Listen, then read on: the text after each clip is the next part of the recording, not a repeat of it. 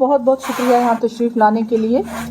جیسے کہ آپ جانتے ہیں کہ حج پالیسی جو ہے 2023 جو ہے وہ آ چکی ہے اور اس حوالے سے میں نے آپ کو یہاں تکلیف دی. ابھی گائیڈ لائنس کا ہمیں انتظار ہے. موسٹ پرابلی جو ہمارے آفیسرز ہیں ان کے کہنے کے مطابق 1-2 دن میں جو ہیں گائیڈ لائنس بھی آ جائیں گی.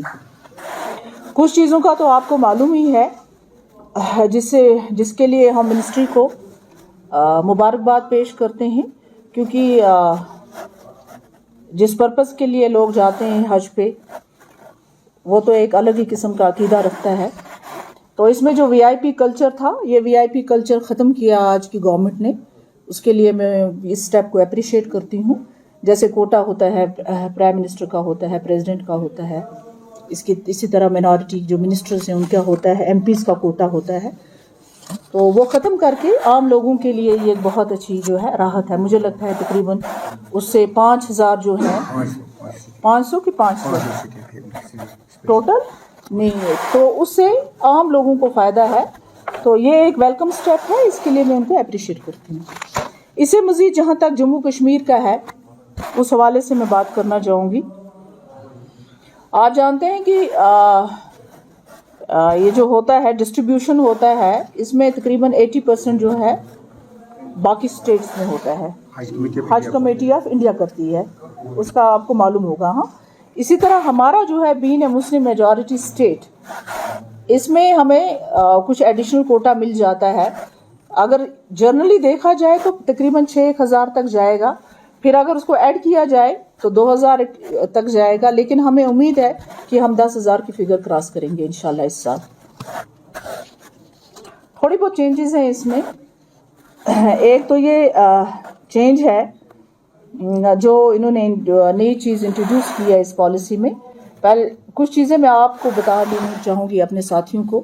جب لاسٹ ٹائم ہم میٹنگ کے لیے گئے تھے، جب آل اوور انڈیا سے بلائے گئے تھے، یہ چیئر پرسنز اور آفیسرز بلائے گئے تھے وہاں پر اپنے سجیشنز رکھنے کے لیے، وہ میں آپ کو بتاؤں گی کہ ہم نے کیا سجیشنز رکھے. لیکن جو کچھ تبدیلی تھوڑی بہت آئی ہے وہ میں آپ کے ساتھ شیئر کرنا چاہوں گی. ایک تبدیلی تو یہ آئی ہے کہ جیسے فار ایگزامپل کسی لیڈی نے اگر حج نہ کیا ہو تو اور اس کے ہسبینڈ نے حج کمیٹی آف انڈیا کے تھرو حج کیا ہو. نارملی جو لوگ حج کمیٹی آف انڈیا کے تھرو حج کرتے ہیں ان کو دوبارہ حج کرنے کی اجازت تھرو دس پرائیویٹلی وہ کر سکتے ہیں، لیکن یہاں سے اس سلسلے سے نہیں کر سکتے. ہاں، تھرو گورنمنٹ ماڈل نہیں کر سکتے. لیکن اگر وائف نے نہ کیا ہو تو اس کو ہسبینڈ جو ہے جا سکتا ہے. ہسبینڈ یا کو ریلیٹیو جو کلوز ریلیٹیوز ہوگا، یعنی یا دور دراز کوئی کزن ہوگا جو کلوز ریلیٹیو ہوگا وہ جا سکتا ہے. تو محرم جس کو کہتے ہیں. تو مجھے لگتا ہے کہ یہ ایک بڑی تبدیلی ہے. یہ انہوں نے کیا ہے، اس چیز کو ریلیکس کیا ہوا ہے. وومن کین پرفارم اے حج اگر وہ اکیلے بھی جانا چاہے. I will come to that point. That's the second point, you know.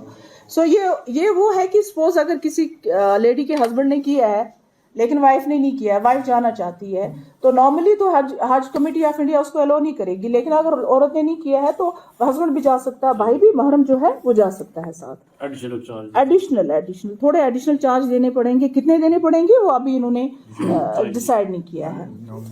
Nominal ہوگا، جو بھی ہوگا نامنل ہوگا. اس کے بعد آن لائن کیا ہے انہوں نے اپلیکیشنز کو. آپ کو پتا ہے پہلے جو فیس ہوا کرتی تھی 300 لیا جاتا تھا نارملی، آج انہوں نے فری آف کاسٹ کیا ہے. اور آپ کے تھرو میں تمام لوگوں سے گزارش کرتی ہوں کہ اگر آپ کو کوئی ڈیفیکلٹی ہوتی ہے آن لائن فارم بھرنے میں تو آپ جو ہے یہاں سے بھی کلیکشن کر سکتے ہیں، حج ہاؤس سے بھی کلیکٹ کر سکتے ہیں. تو کوئی فیس بھرنے کی ضرورت نہیں ہے آپ کو. پہلے 300 روپیز بھرتے تھے.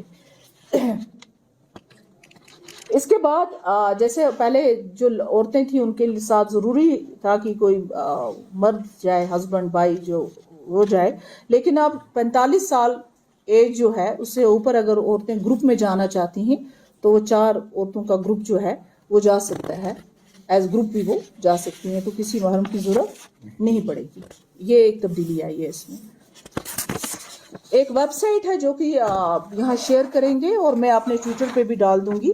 اس میں www.hajcommittee.government.in آپ اسے فارم ڈاؤن لوڈ کر سکتے ہیں. اور یاد رکھیں کہ جو تاریخ جو ہے آئی تھنک وہ 10 تاریخ ہے، لاسٹ 10 مارچ.